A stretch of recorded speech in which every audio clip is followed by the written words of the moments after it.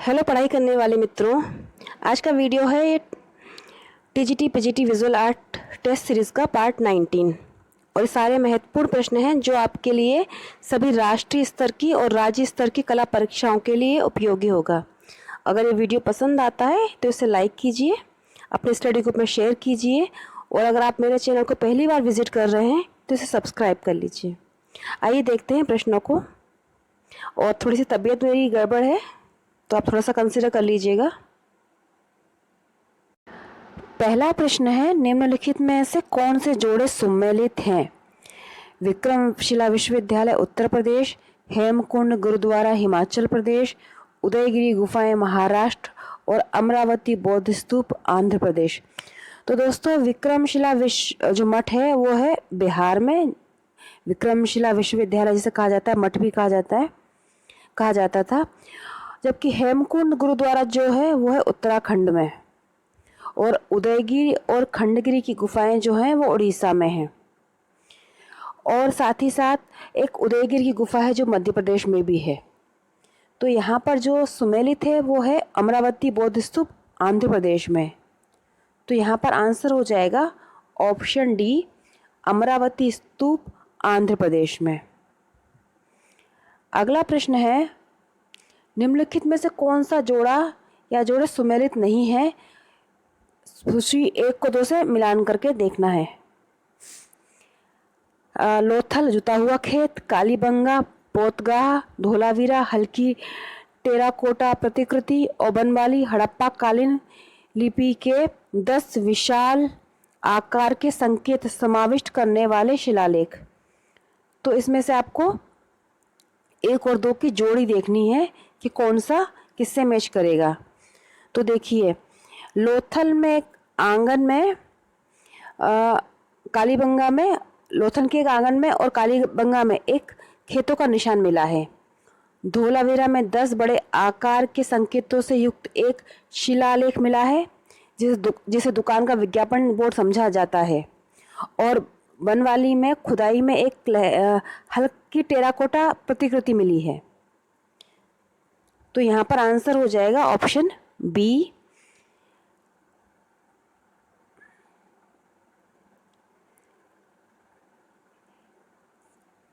Option B का जो है कि फर्स्ट का ए का जाएगा फर्स्ट सेकंड में लोथल का पोतगाह, बी का जाएगा फर्स्ट में कालीबंगा जुता हुआ खेत, सी का जाएगा चौथे में हड़प्पा कालीन 10 विशाल जो संकेत मिले हैं, और बनवाली जो जाएगा डी वो जाएगा हल्की टेराकोटा प्रतिकृति।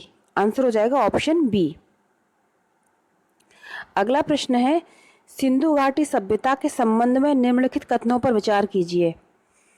कथन है, यह मुख्य रूप से एक धर्मनिरपेक्ष सभ्यता थी और यद्यपि इसमें धार्मिक तत्व उपस्थित था किंतु वह परिदृश्य पर प्रभावी नहीं था। और सेकंड स्टेटमेंट है, इस अवधि के दौरान भारत में वस्तुओं के निर्माण के लिए कपास का प्रयोग किया जाता था। तो ये बताना है इसमें से कौन सा सेंटेंस सही है। केवल एक, केवल दो, एक या एक और दो दोनों, या ना एक और ना दो। तो इसका आंसर है ऑप्शन सी, एक और दो दोनों। यहाँ पर फिर से बता दूं, मुख्य रूप से धर्मनिरपेक्ष थी और उसमें धार्मिक तत्व उपस्थित था लेकिन उसका परिदृश्य पर प्रभावी नहीं था। और दूसरा, इस अवधि के दौरान भारत में वस्तुओं के निर्माण के लिए कपास का उपयोग किया जाता था। ये दोनों कथन सही हैं। अगला प्रश्न है, निम्नलिखित में से कौन सा कथन सही नहीं है? एक स्टेटमेंट है जो इसमें सही नहीं है, वो आपको बताना है। पहला है, श्रवणबेलगोला में गोमतेश्वर की मूर्ति जैनों के अंतिम तीर्थंकर का प्रतिनिधित्व करती है। बी, भारत का सबसे बड़ा बौद्ध मठ अरुणाचल प्रदेश में है। सी, खजुराहो के मंदिर चंदेल राजाओं के शासनकाल में निर्मित किए गए थे। और डी है, होयसालेश्वर मंदिर शिव को समर्पित है। तो इसमें से आपको बताना है कि कौन सा स्टेटमेंट है जो सही नहीं है। जो कर्नाटक के श्रवणबेलगोला में गोमतेश्वर की प्रतिमा प्रथम तीर्थंकर ऋषभनाथ के पुत्र को दर्शाती है। तो ये जो है इसका आंसर है, मतलब ये सही नहीं है ऑप्शन ए, इसमें दिया है अंतिम, जबकि यहाँ पर होना चाहिए प्रथम। यहाँ पर जो प्रतिमा है वो प्रथम तीर्थंकर जो थे ऋषभनाथ उनके पुत्र को दर्शाती है। अगला है होयसाल स्मारक पाए जाते हैं हम्पी और होसपेट में, हेलेबीडु और बेलूर में, मैसूर और बेंगलुरु में, या श्रृंगेरी और धारवाड़ में। तो होयसाल स्मारक जो है इसका आंसर हो जाएगा ऑप्शन बी, हिलेबीडु और बेलूर में।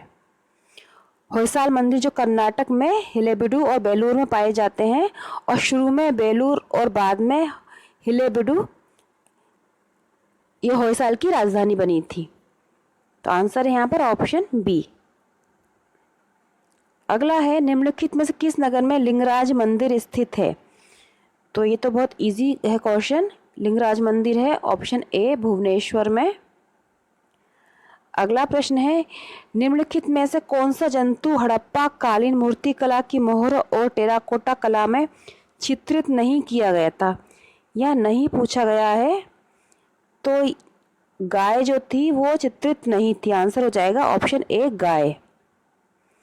अगला है निम्नलिखित में से कौन सा जोड़ा सुमेलित है?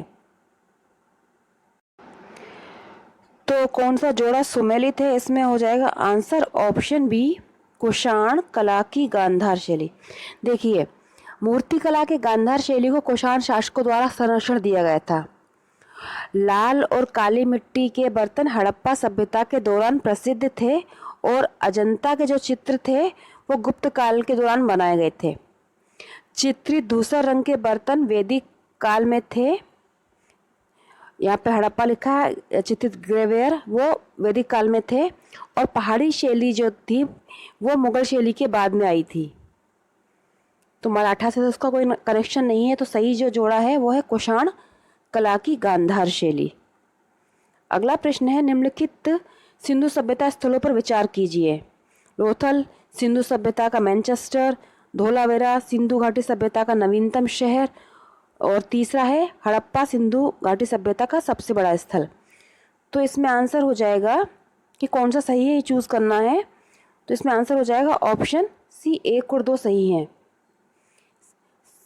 हड़प्पा सिंधु घाटी सभ्यता का सबसे बड़ा स्थल, इसका कुछ प्रमाण नहीं है क्योंकि कई और भी उसके बराबर के माने जाते हैं, लेकिन ये दोनों कंफर्म चीज़ें हैं कि लोथल सिंधु घाटी सभ्यता का मैनचेस्टर था और धोलावीरा जो था सिंधु घाटी सभ्यता का नवीनतम शहर था जो खोजा गया था, फोर्थ सी शहर कहा गया था, सबसे नवीनतम शहर।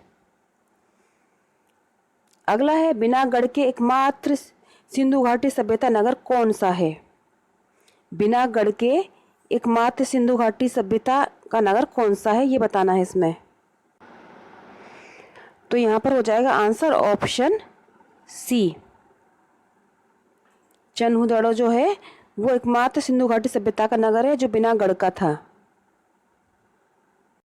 अगला प्रश्न है नंबर 11, हड़प्पा मोहरों के बारे में निम्नलिखित पर विचार करें। पहला है ब्राह्मी लिपि का उपयोग उन पर पाया जा सकता है, और दूसरा कथन है इनका उपयोग मुख्य रूप से धार्मिक उद्देश्यों के लिए किया गया था। तो देखिए हड़प्पा मोहरों पर जो भाषा लिखी गई है, जो लिपि है, वो ब्राह्मी तो है नहीं क्योंकि उसको पढ़ा ही नहीं जा सका है, और उसका उपयोग धार्मिक उद्देश्यों के लिए भी नहीं हुआ था। तो यहाँ पर हो जाएगा आंसर डी, दोनों में से एक भी नहीं। अगला प्रश्न है निम्नलिखित कथनों पर विचार करें। हाथी गुफा शिलालेख विदिशा की उदयगिरी गुफाओं से संबंधित है, और दूसरा यह शिलालेख प्राकृत लिपि में लिखे गए थे। तो ये बताना है इन दोनों में से कौन सा सेंटेंस सही है। तो हाथी गुफा शिलालेख जो है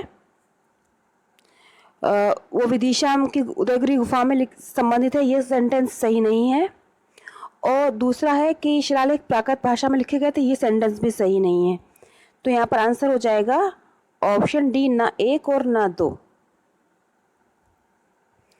अगला प्रश्न है मूर्तिकला शैलियों के बारे में निम्नलिखित कथनों पर विचार करें। पहला है गांधार शैली स्वदेशी थी और बाहरी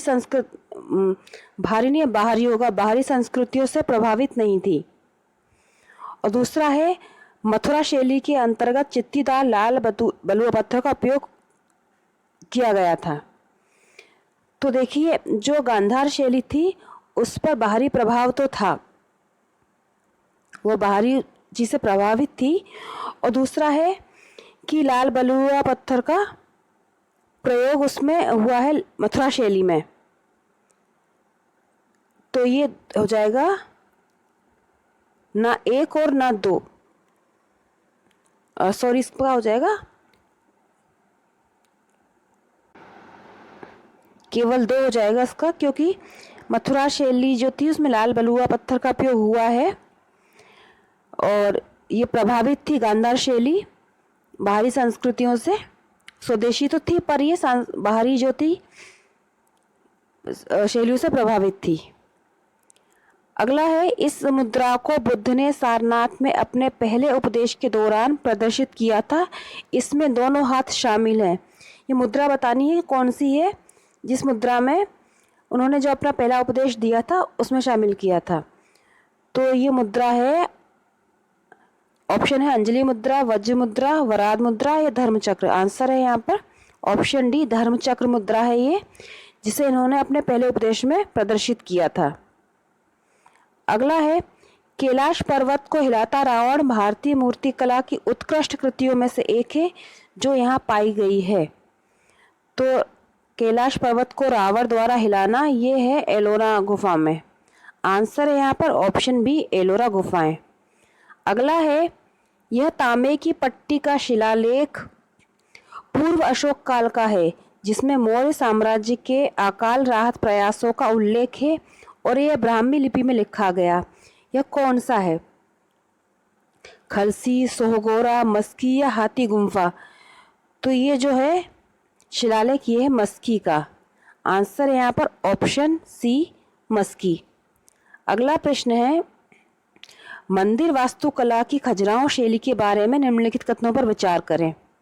पहला सेंटेंस है, खजुराहो शैली के अंतर्गत हिंदू और जैन दोनों मंदिर मिल सकते हैं। और दूसरा है, मंदिरों की बाहरी दीवारों को भव्य रूप से सजाया गया है जबकि आंतरिक दीवारें सादी हैं। तो बताना उपरोक्त में से कौन सा गलत है। खजुराहो के मंदिर में से दोनों में से कौन सा गलत है।